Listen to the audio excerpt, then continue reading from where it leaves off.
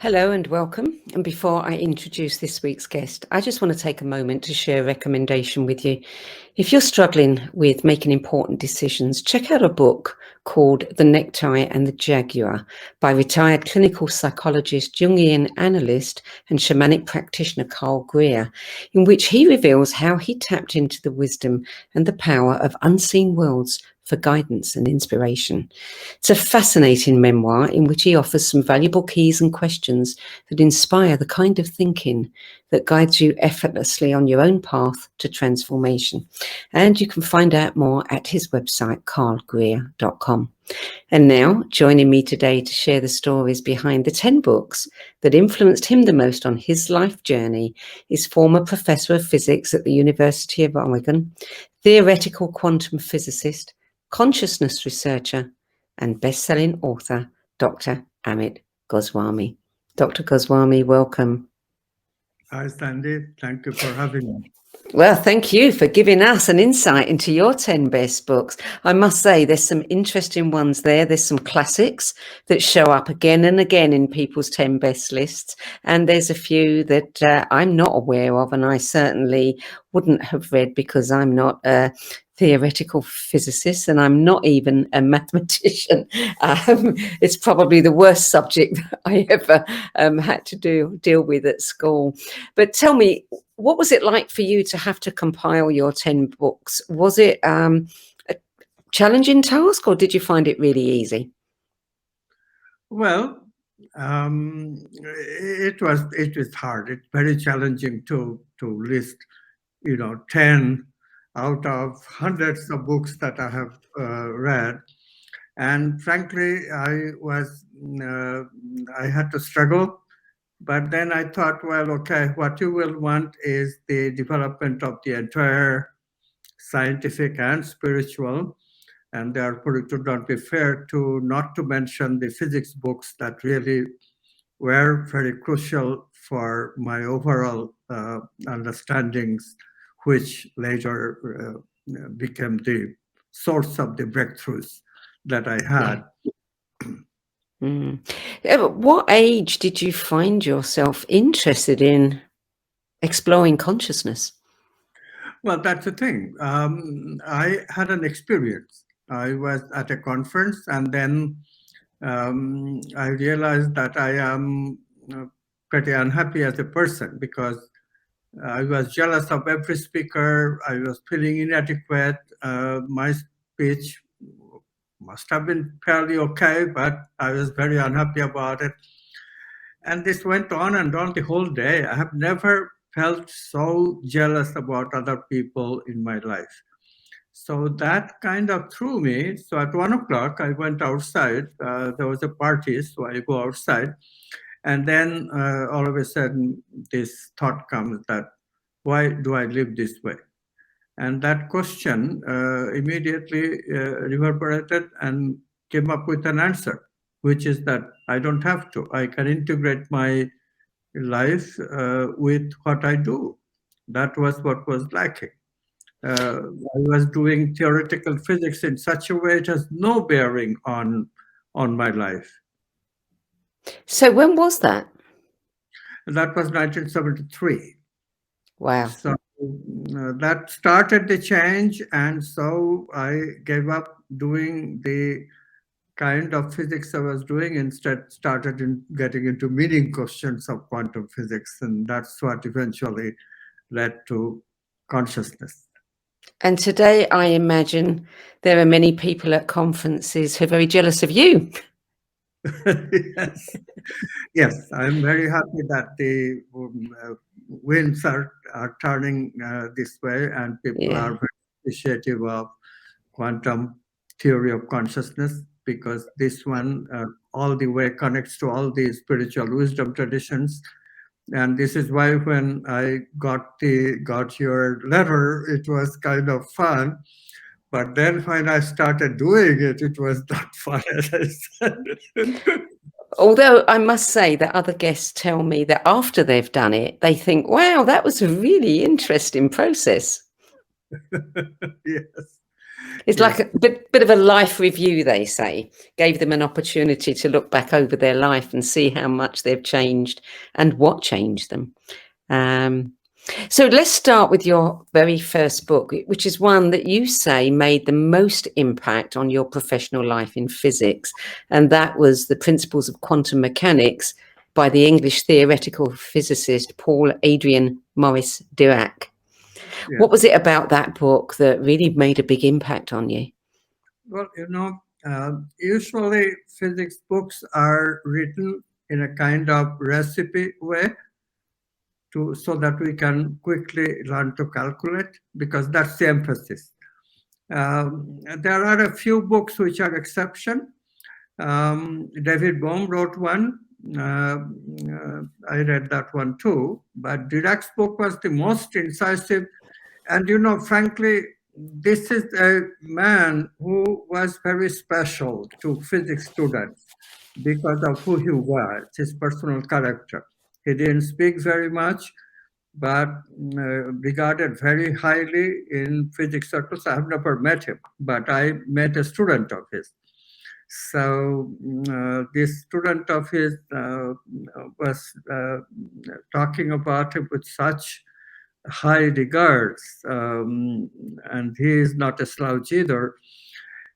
And when I did, I was happy that I did, because the understanding of quantum physics takes really a quantum leap. That's a phrase often used in quantum physics. That's what happened to me. All of a sudden, a veil got removed from my eyes. I was not getting the idea that quantum physics really applies to single object.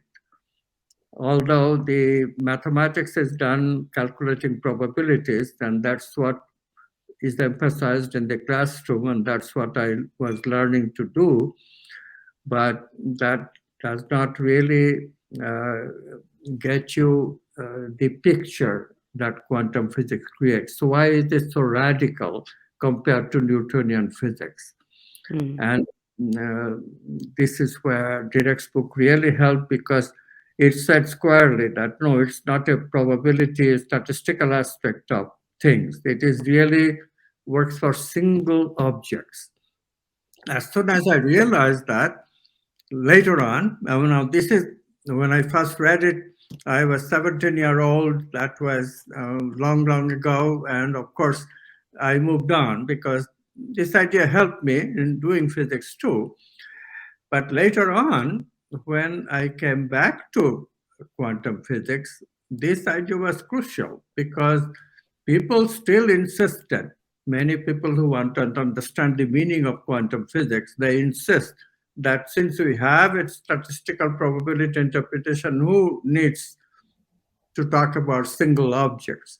But I immediately realized that single objects, like a single human being or a single biological being like a living cell, these are the stuff that is the most interesting given the state of the world that actually is. I mean, the machine aspects are fine, but we should be the center of science. And I was determined that somehow we must enter, because otherwise, how can I bring physics to life?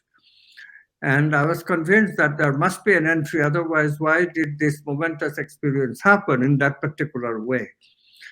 And indeed, Dirac's book became very crucial at that time. Later on, I wrote a book myself in which I, of course, acknowledged Dirac again and again. But that idea that quantum physics is really about a single object was crucial. It's interesting. I read somewhere that Einstein is supposed to have said that he couldn't understand Dirac, but you did. Einstein I was a little prejudiced about quantum physics. Of course, he understood everything, but in his own way, he was trying to say that I don't believe in quantum physics. And if you don't believe something, of course, you always say, okay, maybe I don't understand the message. That's why I don't. He was a very, very, very humble man. So he would never directly say anything. He would just say indirectly. So number 2 is actually more than one book. It is the Feynman Lectures in Physics. Richard Feynman, Robert Layton and Matthew Sands. And I think they started publishing those in 1964. Yeah, right. And I just came to America. And I was very fortunate. Right after I came in the same year, I went to a Physical Society meeting. Feynman just got Nobel Prize, so he was giving a talk. It may not be exactly that year, but maybe following year. I don't remember anymore. And it was really quite an experience. The Feynman's book was very important because, the next challenge for me was how to think of physics without the mathematics. This is that, I know it sounds a little peculiar, but physicists, we really speak in the language of mathematics, and I could not talk about physics. I really could not present the concepts without thinking of the mathematics. I would immediately have to write down the mathematics. So Feynman helped me. Feynman wrote such clear in language. That's the amazing thing. I mean, he was a absolutely fantastic mathematician too. All physicists have to be of his caliber. And yet he was able to write everything in words so clearly. And so reading Feynman was crucial because I had to think in terms of words, philosophy, in order to understand quantum physics. The answers were not in the mathematics. The answers were consciousness. So thinking in words became very important. So book number 3 was the Conceptual Foundations of Quantum Mechanics, or the Mathematical Foundations of Quantum Mechanics by John Newman. Yeah, that's the one that really set out the what we call quantum measurement theory.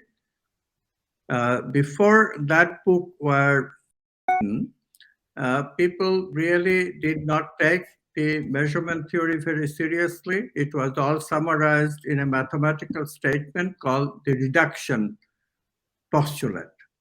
And we take that into account. But the reduction postulate actually means, and this is where von Neumann clarified, a measurement.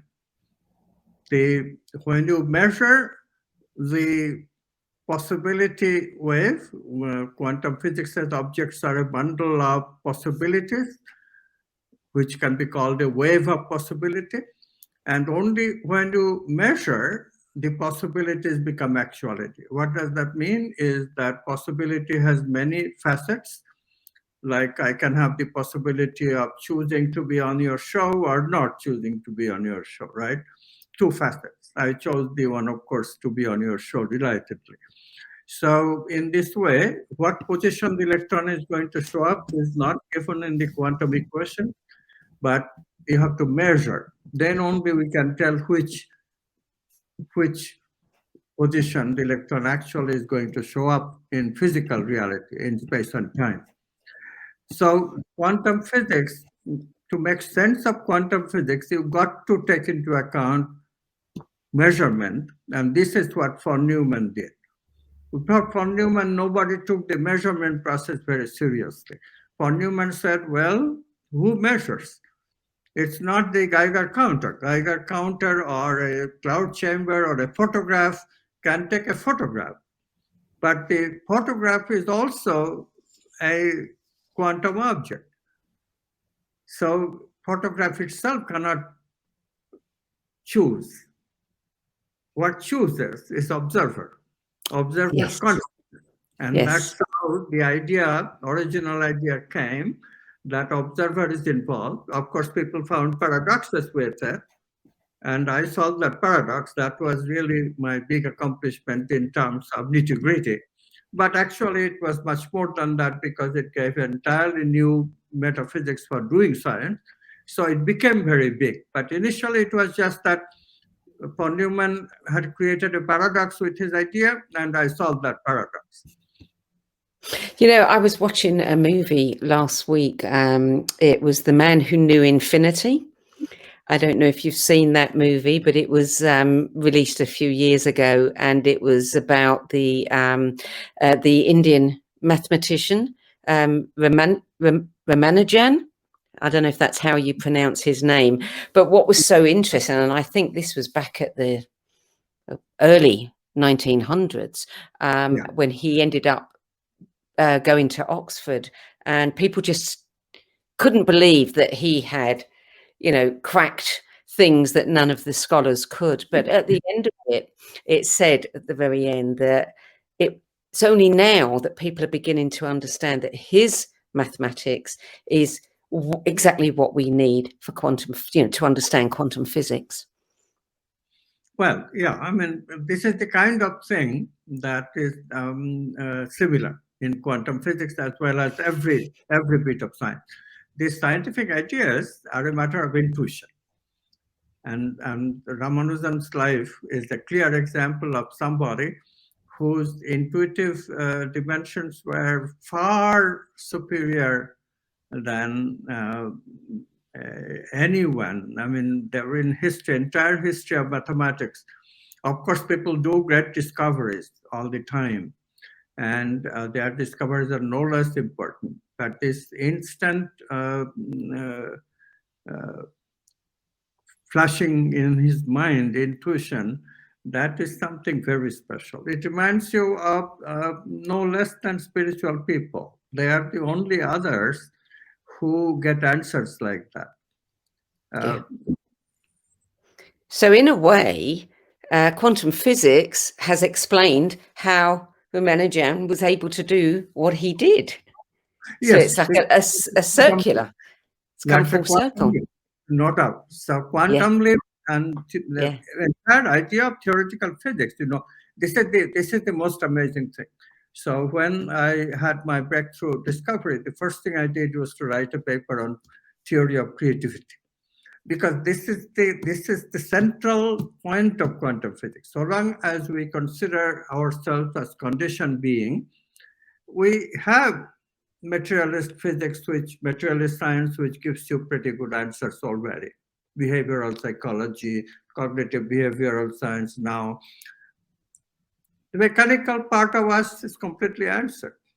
But it's the creativity where quantum physics comes in. It's just continuous quantum leaps. How do people take that? So you are absolutely right. And this was crucial. Absolutely. Yeah. So book number 4, slightly different, The Awakening of Intelligence by Krishnamurti.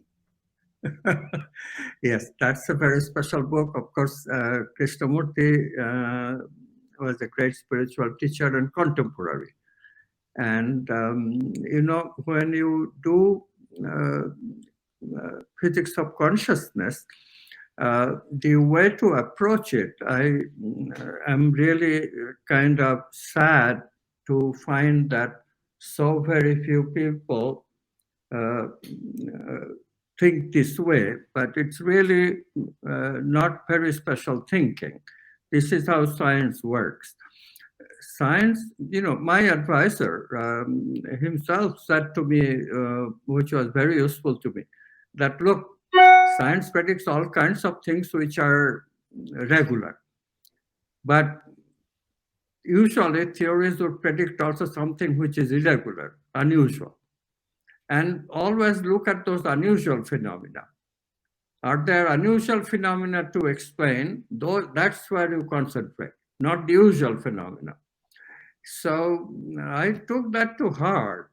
And so the unusual phenomena about consciousness is its special states, not the usual states. The usual states we all have, even meditative states, it's not that difficult. I did it myself to prove to myself, not difficult. But what happens when you meditate, which I had an experience that was crucial, and that experience told me that the ancient traditions are talking about a state called samadhi, and it really is the case. Because I cannot even imagine doing that again, but I meditated for 7 whole days. How I did it is too much detail. It's not that hard to, because I also had to do my chores and stuff, obviously. But it is kind of continuously doing meditation 7 days. And on the 7th day, I had this breakthrough of a samadhi experience. And for 2 entire days, I was able to love everything and everybody. I don't know how to describe it. I was kind of in altered state of oneness or whatever. So this state of consciousness, how do you explain it? How do you explain an expanded state of consciousness? That was the crucial thing. And when I found with the way that the measurement theory solution forced me to look at, consciousness is one, and it is the one consciousness that creates the world in the presence of observers. We participate. That oneness that I experienced myself was also very crucial. And the idea of doing that was where I took help from mystics such as Krishnamurti, because Krishnamurti describes such experience. He wrote a book with David Bohm, another physicist of fantastic high order. And this book, he describes samadhi. And so I was very inspired by Krishnamurti. And in the book that I mentioned, Awakening of Intelligence, he goes through the kind of blinders that put us off from seeing consciousness in its present-centered oneness. That was very helpful. So book number 5 is your own book, The SelfAware Universe, How Consciousness Creates the Material World, which follows on very neatly from what you've just been saying about Krishnamurti. I put that book tongue-in-cheek because it's a bit unusual, but I could not do it, because that book occupied my consciousness from 1981 when I wrote the first draft, and till 1992 when I finished the last draft. So for 11 years, I did nothing else of anything that is of any consequence. I mean, this is the most consequential thing. I was always going back to that book and writing, rewriting. And in that rewrite, I had to read, of course, what I wrote. So this is why I thought, well, this is the book that I have read so many more times than any other book, including Dirac, including Finemen. So I must mention this one. So were you rewriting based on experiences that you continued to have, or based on research? Well, this was a mixture. If I did not experience oneness directly, I think I would probably have shied away from seeing my prejudices so clearly, because how I experienced the quantum leap itself was very telling. About the allegory of Plato's cave. So we are like cave people. This is what Plato is trying to tell us. We can only look in front of us. We cannot look behind us, where actually a projector is throwing images of these archetypes on the wall. But we see only the mental representations of it, never think that there is an archetype behind it. And this is our problem. And that's precisely my experience. All of a sudden, I had an about turn in getting my belief system completely upheaval, just completely opposite. Here I was thinking of everything is matter, and that was the source of all the paradoxes. And all of a sudden, I was able to think that no, it's all consciousness. And of course, in the quantum way. And the quantum precise statement, of course, is consciousness is the ground of all being, where all stuff exists as possibilities for consciousness to choose from. Simple statement to understand, but you can see how everything that I said in this list of books that I had given, Dirac, Feynman, everyone's contribution, von Neumann, everyone's contribution is in that statement. So it is truly an amazing, amazing thing that happens in a creative experience, a complete about turn, like Plato's cave. The cave dweller could look behind him and knew reality in its suchness. So was that book the one that took you the longest to write? Excuse me? That book, that particular book, that was the longest you spent writing any book? 11 years? That is the book I had to write again and again and again and again to eventually in a publishable form, which is very interesting, is that in 1990, I had a fairly good rendition. And so I gave up on it, frankly. I was still writing it again and again, but I stopped sending it to publishers anymore because they're all saying, no, this is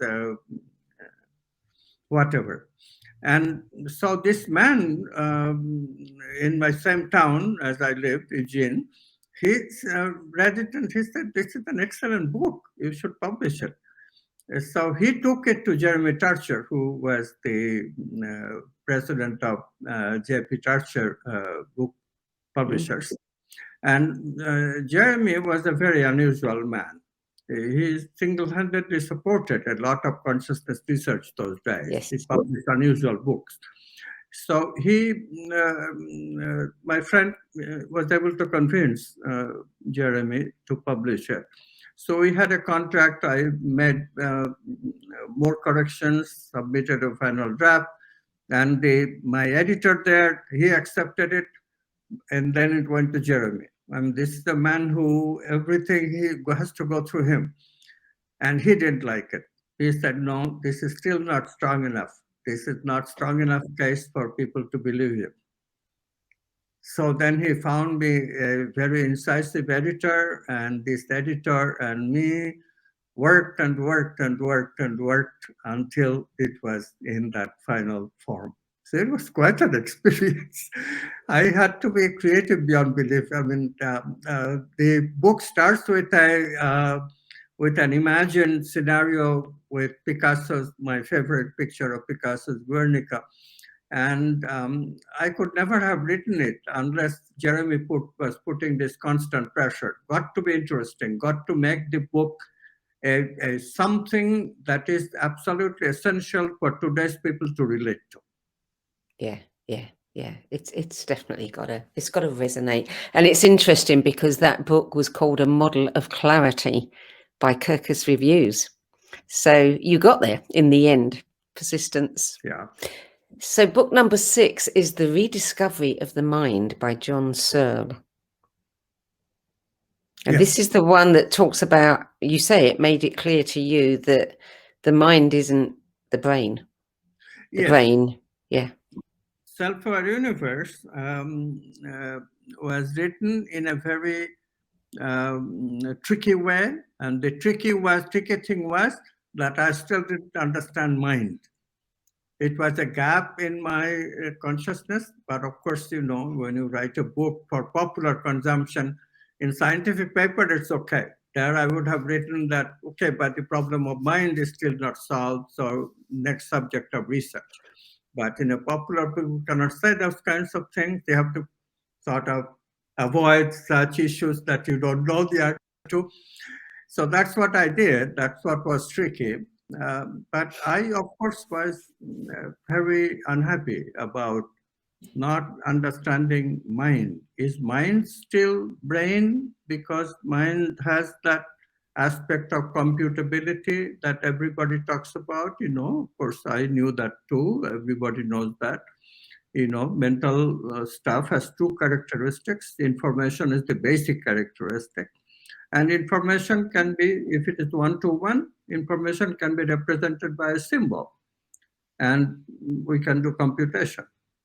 Symbol processing is what a computer does. Since symbols, mental symbols, lot of information is logical. They logically follow from each other. So this is pretty convincing stuff.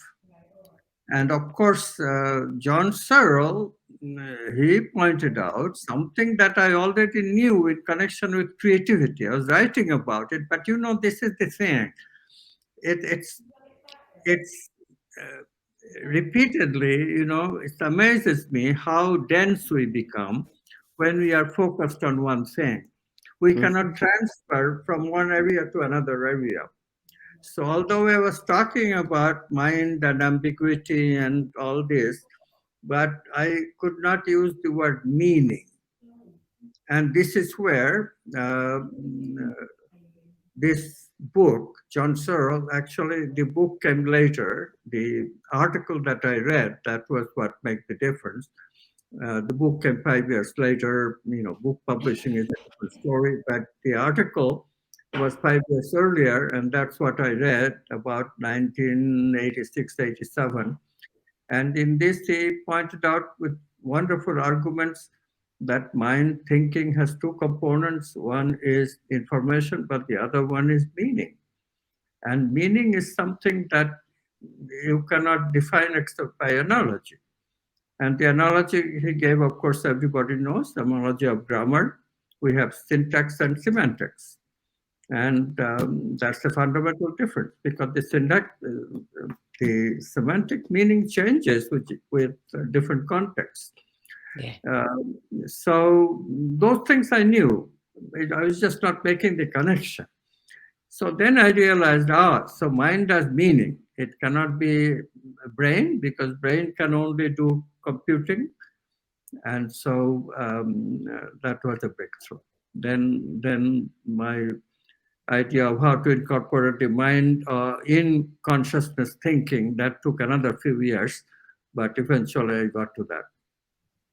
So mind is non-physical, and we're hearing a lot about this lately. What about memory? Where is memory? Excuse me? Where is memory? Mind is not physical. Is memory in the mind? Is that too not physical? No, mind is not physical. What does that mean? That means that the brain, of course, makes memory of the mind, but the memory is only a symbol that will agitate in me, excite in me the meaning, because the meaning is correlated with it. This is the concept of quantum physics. If two objects are correlated, they become one. So if you interact with one, you will automatically have an access to the other, because the other is one with this that you have access to. So we have access to only the brain, the little brain engram that we make. This is the brain circuit. The neuron that got affected, that got turned on and fired when you have a physical stimulus that excited a thought, and a neuron fired. Neuron makes a representation of that thought. Representation in what sense? In the sense that if you excite that neuron, either through a stimulus or you poke inside with a needle, either way, as soon as you have excited it, the mental memory of it would automatically also play in your mind. This is where I got very upset that I could not also mention Penfield's book in this connection. Penfield was an experimenter. He discovered this, that he actually he was a brain surgeon. So he actually could poke into a epileptic patient's brain without hurting him. And he did a lot of that. And he found that indeed it is true. You poke at a neuron and the person will remember a whole bunch of things. So he was one of the inspirators as well, because he also said clearly, so therefore mind could not possibly be brain.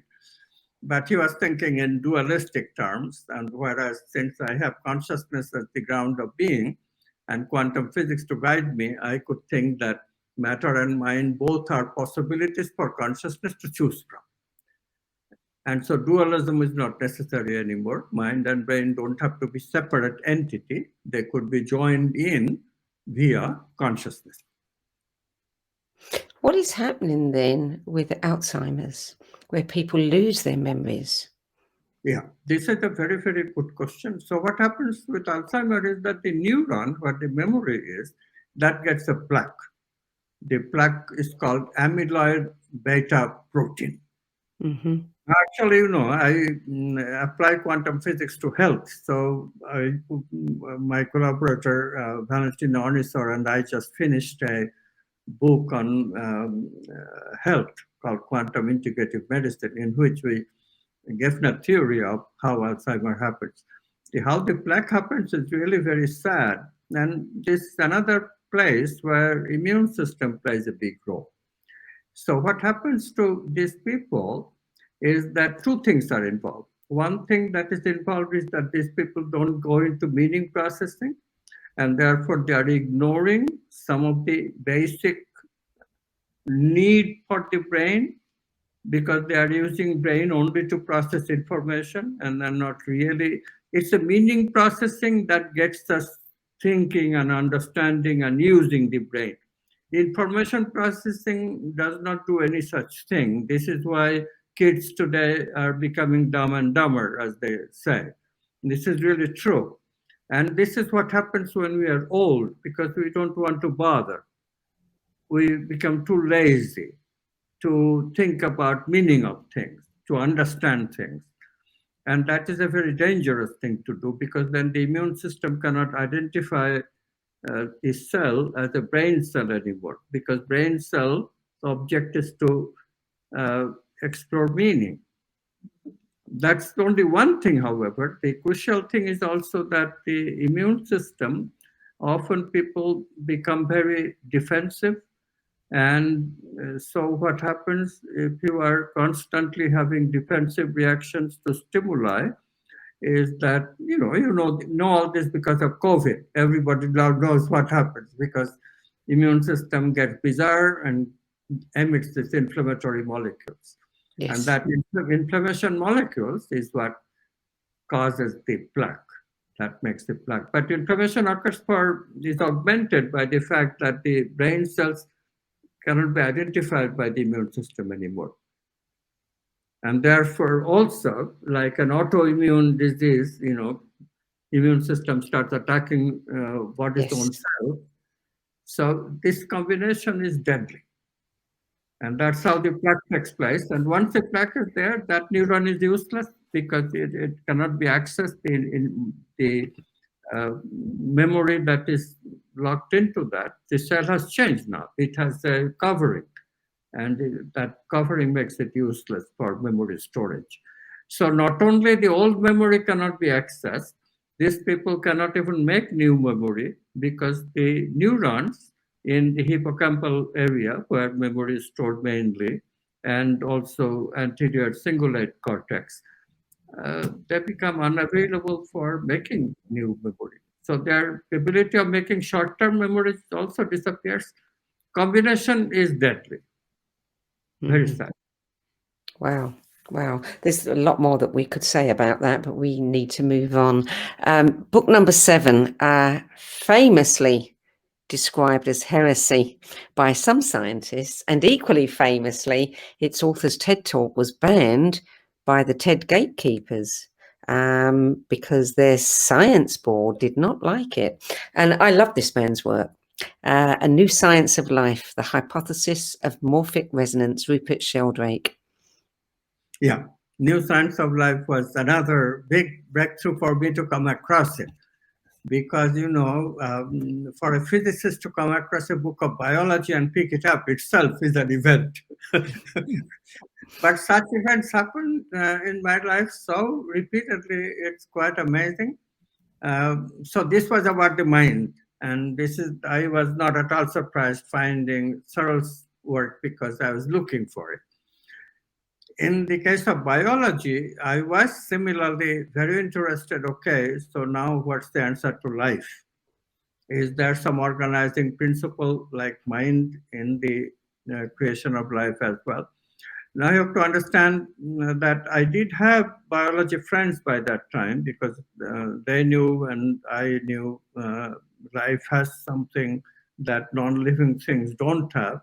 albeit molecular biology is popular, but popularity does not make it correct.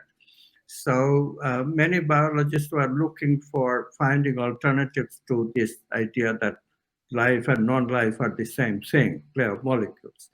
So what could be a phenomenon that molecules cannot explain? That was what we are looking for.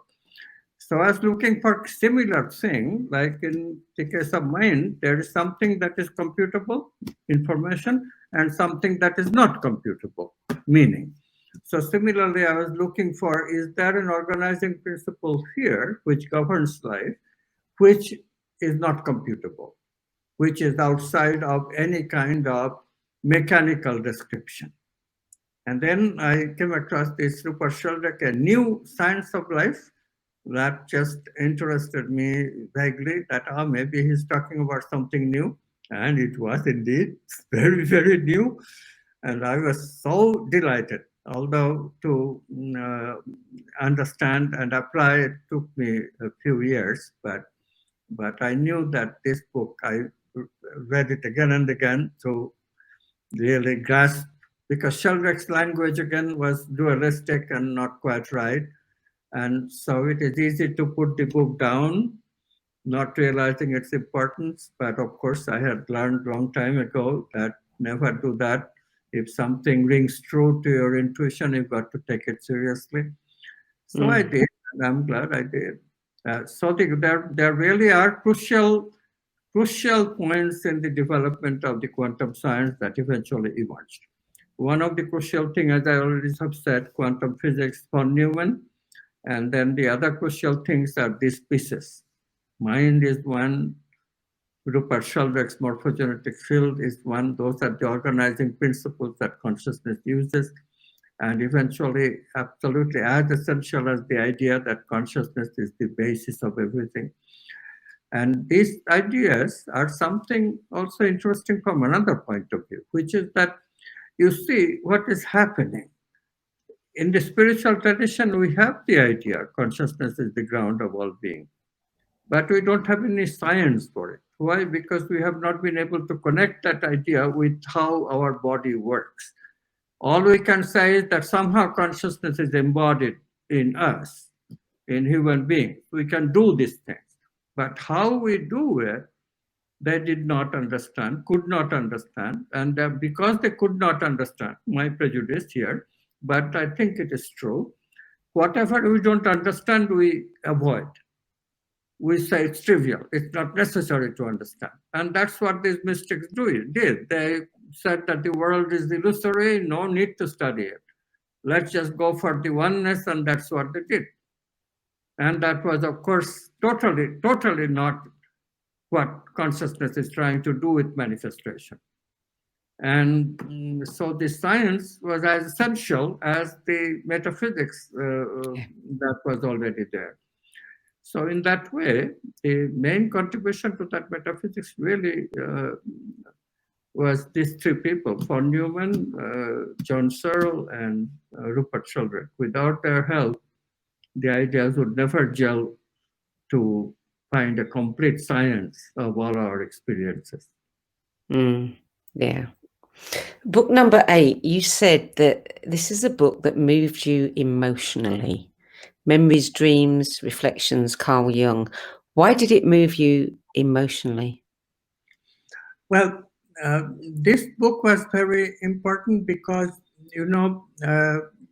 here was a book by a serious psychologist, and yet he is not presenting the ideas in usual scientific way that we present it. He's presenting in a very personal, experiential way. And I realized that this is the way to do this new science, not the old ways. So I started writing my articles also, always pointing out how I got to the idea, what are the breakthroughs, my memories, dreams, and reflections, exactly what contributed to it. And that process was so important for analysis, Now I teach, we have an institution of teaching masters and PhD students, and we teach that same method. That look, in consciousness research, you don't separate out the objects from who is doing it, because who is doing it and how the discovery is taking place in your mind is as important as what you discovered. So that was Carl Jung taught me that. Mm. Yeah, I want to come back to what you just said about your master's and PhD program, because I think this is really fascinating. We'll talk about that in a minute when we finish the list. For now, let's get on to number 9, which is The Life Divine by Sri Aurobindo. Yes. Now, here is a book which is probably the hardest book in words. I mean, I have, of course, read very hard books in mathematics. That's another language. But, here is just English words. I mean, okay, so very obtuse English about a century ago, old English, but still English words. If you can read Shakespeare, why can't you read Aurobindo? I mean, it's just English. But the concepts were so dense. So this is the hardest book in that list in terms of the density of the concepts. So why did I read it? Because I felt that it was essential. Darwin's theory is a great theory, no question. And he did solve the basic problem in a way that led to a biological science. Before Darwin, there was not really any biology. So all that is true. And I myself have analyzed Darwin's creativity in my books, highest respect for Darwin. But it is also true that Darwin's theory does not explain the data. And especially, it leaves out the data that leads directly to the fact that there is consciousness in biology. Namely, biological evolution. The fossil record shows that fossils go from simple fossils to complex fossils. Darwin's theory has no arrow of time. You cannot tell from fossil record, according to Darwin, whether some fossil was laid back then or some fossil is laid now. And yet, biological arrow of time is a fact, because the fossil records does show clearly older fossils were simpler fossils, newer fossils are much more complex fossils. So what does that mean? What does this arrow of time signify? It obviously signifies that the world happens, evolution happened because of a purpose. It signifies purposiveness.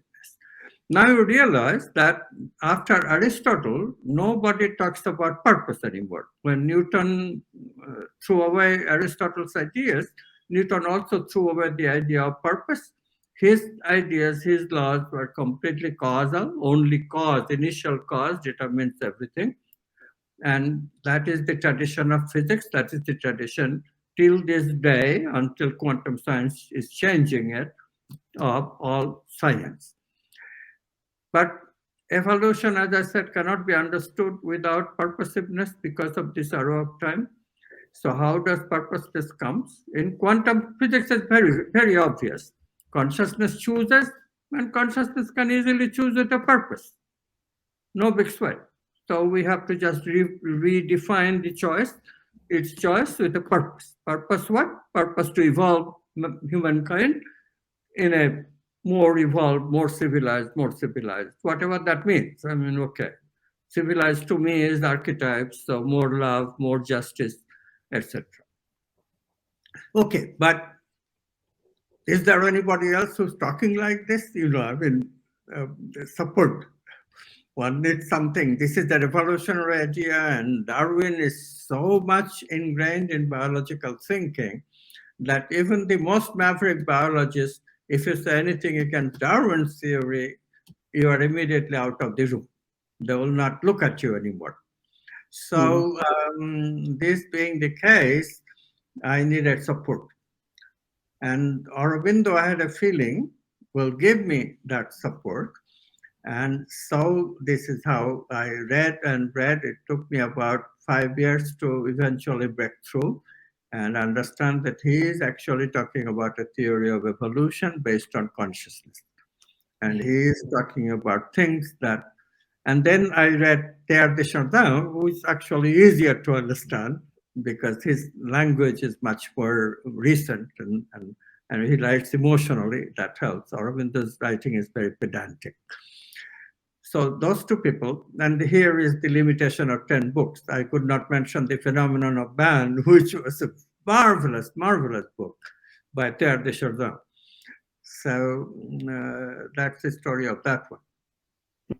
And the 10th and final book is one that you describe as your guiding light. And of course, it is the best known and most famous of Hindu texts, the Bhagavad Gita, which comes up again and again and again, no surprise, in people's 10 best lists.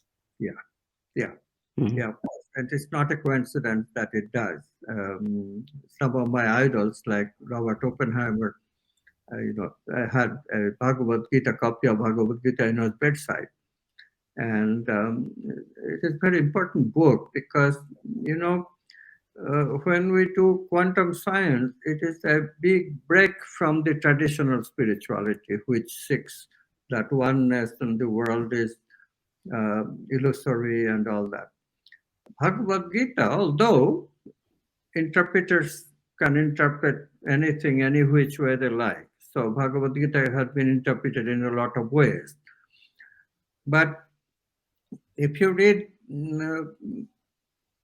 pretty much like a scientist would read, not interpret with a prejudice, but with open mind, then it is very clear that Bhagavad Gita is talking about how to live your life according to spiritual principles. And it is very clear that how you do that is not worry about oneness. How you do that is explore these archetypes. And that's how you live, that's how you gather wisdom, and your life can become which was my other goal because of that initial experience, life can become a synchrony between how you think, how you live, and how you earn your living. So it's all in the Bhagavad Gita. And then the challenge was, okay, so what can we do about the science behind Bhagavad Gita? And thanks to all this previous work, by the way, I again was extremely sad that I could not mention Jesus's book, Gospel According to Thomas. That's another book, as Bhagavad Gita are my real helper. These two books, How to Live, because Jesus was also talking about yoga. Bhagavad Gita was about yoga of daily living. Jesus' book is also about yoga of removing all the dichotomies. Dichotomies that confuses us. So those two books was helpful in terms of, experience is one thing, but transformation, living it, is something else, which I had to discover. So until my life really, until I was 37, that experience happened, my life was kind of, and then a change occurs. But this change, 1973, this change was change in terms of theorizing and developing a theory and having experiences so that I can talk about consciousness better, that kind of thing.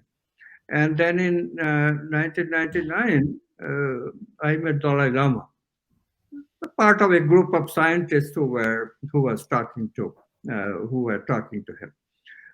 And it's a long story, so I will shorten it by saying that we were fighting among each other, whose theory is better than whose. And Dalai Lama just laughed and dissipated all that fight, just like that, by his presence. And then he told us something that was very touching, which is that you have all these theories. Why don't you apply it to real life? Can you? So I took it to heart. Okay, so I really have not until then I have been doing it like the traditional scientist. You keep aloof from what you discover. Little bit more because I was experiencing some of the states of consciousness, but I did not actually use them to live or the challenges of living. I did a little bit. I also had a very challenging wife who kept me honest in the other department. So exploration of love, I had to do that and embody it to some extent. But other than that, my embodiment of these archetypes, concepts of consciousness was minimal. So that's what changed in 1999. From conceptual and experiential, I became a transformational scientist. And this transformation, I now think that without this transformation, you just cannot even really get to the depths of consciousness. It's very simple. They are so impossible from the uninitiated into transformation.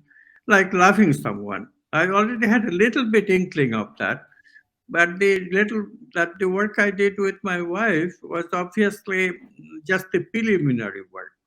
Yes, I took Jesus very seriously. Jesus says, make the two one, male, female is a difference unnecessary.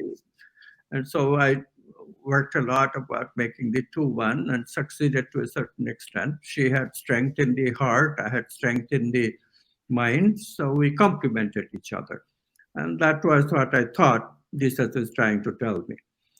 But Jesus, of course, was trying to tell me much more about bringing wholeness, transcending the duality entirely. And that I could not have discovered without actually getting to the challenges of love.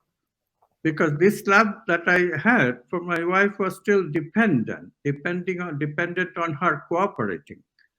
If she doesn't reciprocate, how do I do it? She is still providing me the basic heart, because I don't have the depth of her heart. On the other hand, I could give language, I could give discourse, I could theorize, so I had depth of mind. So we complemented very nicely. And in another sense, in the body, we have heart chakra and the navel chakra where we experience things. Navel chakra is strong in men, that's the body ego, and the heart chakra is strong in women. And again, we complemented. She was more heart and I was more navel, so I supported her, and that was good, important for her to receive that emotional support. I didn't need emotional support. I was full of confidence, but I, on the other hand, did not have the relationship abilities that she had with much more open heart. So it was again a complementarity between the two of us. It worked for us, but it was conditioned on whether she reciprocates, still conditional. The challenge was how to find unconditional love without any condition imposed on it. And when I underwent that one, this really was the crucial thing. So that person in 1999 who listened to Dalai Lama as the teacher, and he was, that person and this person that I'm talking to you are really very different people. I still remember that person, so that's all there. That's not what I'm saying. But the way I relate to people has taken a fundamental shift. I could not do that before. I could not talk to you as a person, a Sandie who is as conscious as I am. This concept, even this concept that is another person, other, as a consciousness, as a being, that you can totally respect and love, was just not there, because it was always mixed with, okay, you have invited me for a show, that's your importance. After you are done, right? Yeah. And so that way of relating that we do day to day, okay, you can say that's pragmatic, but no, it's not pragmatic.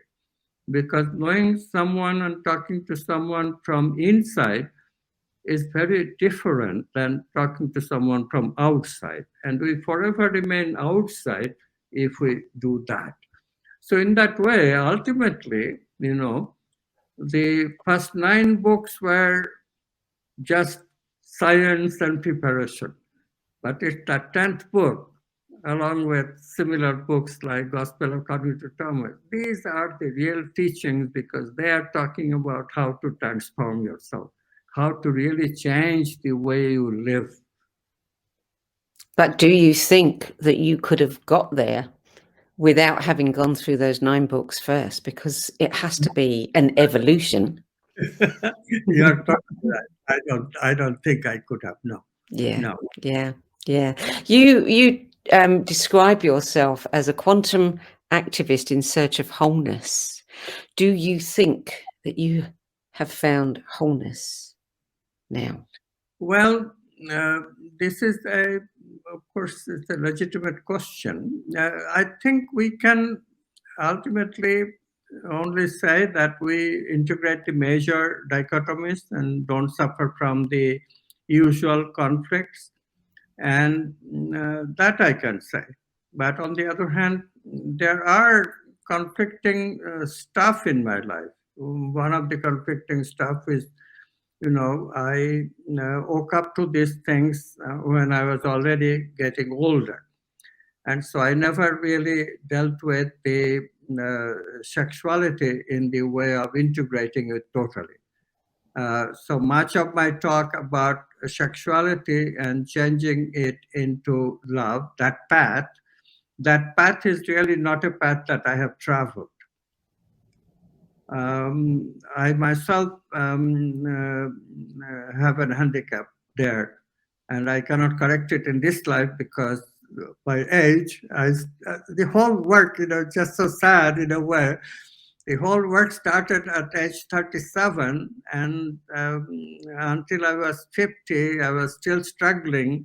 The idea started gelling at the age of 50, and then, but sexuality hardly was possible to exercise in any kind of, okay, there is Viagra. I tried that too for a while, but it's not the same thing.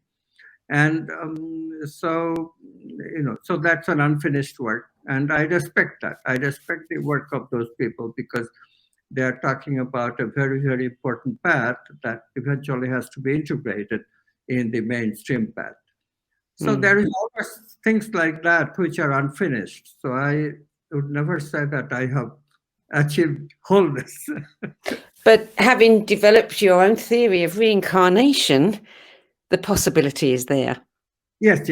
I fully believe and I have evidence of reincarnation in my life again and again and again. And the evidence, outside evidence, external evidence is also great. And the theory is solid. So I have no doubt that reincarnation works.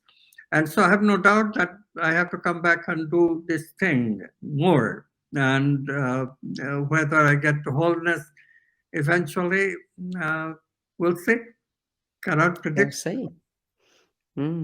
So we don't have a lot of time left, but I really do want to talk about your education program, because you're now offering transformative online courses that can lead to a master's and PhD degree in the quantum science of health, prosperity and happiness. So tell us a little bit about those. I was looking at them a bit earlier and they sound absolutely fascinating. I would love to.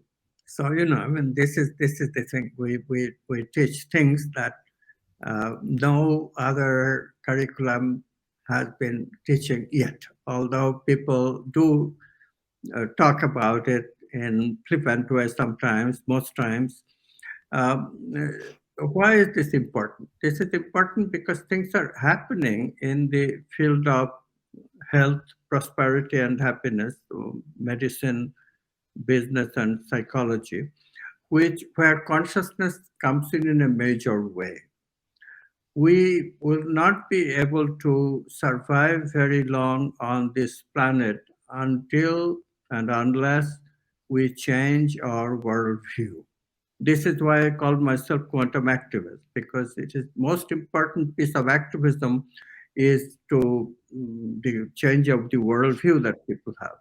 Today's polarized worldview between materialist science and dogmatic religion got to go because they're just limiting our exploration of potentialities which are necessary for saving the planet, no less. This is not a joke anymore. You know, we used to talk about this and people would say, oh, you are just an idealist. No, it's a practical matter, very practical. How do you solve something like global climate change without being in consciousness, without being how to reduce this consumption level that keeps up and up? People talk about alternative energy, but if our consumption goes up and up with the lifestyle, then it's doomed anyway because we will still continue to have need energy, and then there is no other answer but this old oil energy and replaced by nuclear energy and other very risky energy and so forth. So those issues are really very down to earth and practical, and their solution depends on our becoming more conscious, transformed. This is the motivation behind this school. So what we teach is loaded with ideas of how to live a better health, how to be more happy, and how to be prosperous without being rich. Because prosperity does not depend on how much money you have, it depends much more on your mental situation, how satisfied you are with your life. So this is very wonderful because people look at our curriculum and this is the only place where they can find a course on quantum science of love and relationship. Where have you seen such a course? So in that way, so we teach psychology, medicine, and alternative and conventional, and we teach business and conventional as well as quantum leadership terms. But our contexts are very, very different. Always the whole human being. We don't believe in this separating religious part and scientific part. Especially one challenge, big challenge is to bring back the archetypes in our life because that's how to transform, how to bring purpose and meaning in our life. So this is what we primarily teach. We say from the get-go that, look, here you are going to do things, the same things that others are doing, and so you'll be able to make a living doing the health and care and mental health care and so forth. But your attitude is totally different. You are going to do it from the point of view of increasing meaning and purpose in the person that you are serving. And you're going to do it in a very different way also. You're going to do it by establishing a tangled hierarchical relationship, which means a two-way circularity. You respect, she respects. It's not just I am the doctor, I am giving you something, you know, like that. So the transformation again. So it's a transformational education, basically. And it's quite unique. So can people do this at their own pace, or is there, the semester is the semester and they have to start here and end there with a group of people? Yeah, so there are altogether 4 semesters for the master's degree. And that's basically courses, but we have the most important course along with the concepts is quantum yoga. We teach practices for doing the yoga, manifesting the yoga in our life. So that is as important, and this is where my collaborator, Valentina Onisor, who is a medical doctor and also a yogi, she is a great help to me. We have other teachers too, but she and I basically play this complementary role. She brings enormous amount of insight into these practices. I bring enormous amount of theoretical insight into the practices. So in that way, I'm very fortunate to find just the right person to do it with. And of course, the rest of the team cannot be ignored either. It's a very wonderful team and sincere, not very many people, 5 or 6 core people, but it's expanding. The big challenge is already solved somewhat because initially what we thought is will students come? Although we have kept the tuition very low as I could, because I had to sort of invest in a personal risk way. This is a business that I run, and it took this is our third year, and still now it's not running completely on its own, but basically it is running fine. We have about 50 students, and that's good. And number seems to be going up. So we have, I think, basically we have solved the problem. It is going to work, and we are producing our first master's degree holders. That's already finished. People have done their degree, and some people are going to get their PhD in another year, about 4 or 5 students. So we are on our way. And what happens when you do that, when they learn quantum yoga, when they are developing some emotional intelligence to people, is astounding. Simply astounding. Sandie, you have to just come and sit in one of our webinars and see the connection. I would love to. I would love to. Yes, when is the next year starting? Next what? When is the next one starting? I mean, is it starting at the beginning of next year? Next semester is this year, December 15th. That's when. Oh wow, that's quick. A week's time. So we are right in the process of enrolling students for this new semester.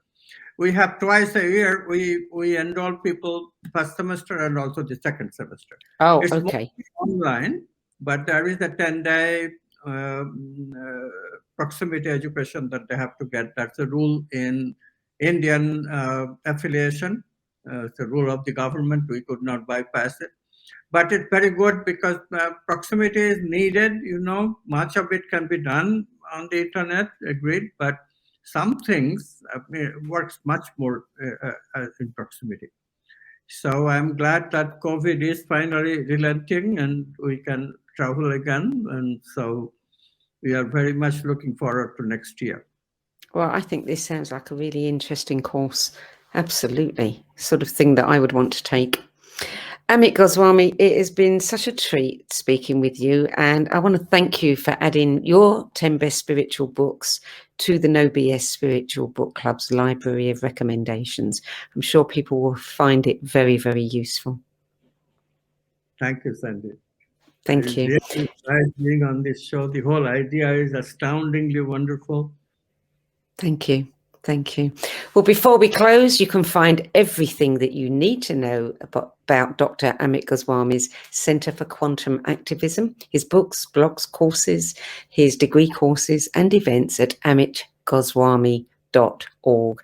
And if you don't want to miss any live streaming episodes in this weekly series of 10 Best Spiritual Books interviews, you can sign up to save your space and be the first to know who's coming up next and receive last-minute reminders on the video page at the website sedgbeer.com, where, while you're there, if you know you have a book in you but don't know where to start, click on the Work With Me tab and find out how my experience helping others tell their stories might be the catalyst that you've been looking for. That brings us to the end of this week's show, which will be available on major podcast platforms and on YouTube as well. I'm Sandie Sedgbeer, and I'll be back next week with another episode of the No BS Spiritual Book Club's 10 Best Spiritual Books interview series. Till then, it's goodbye from me.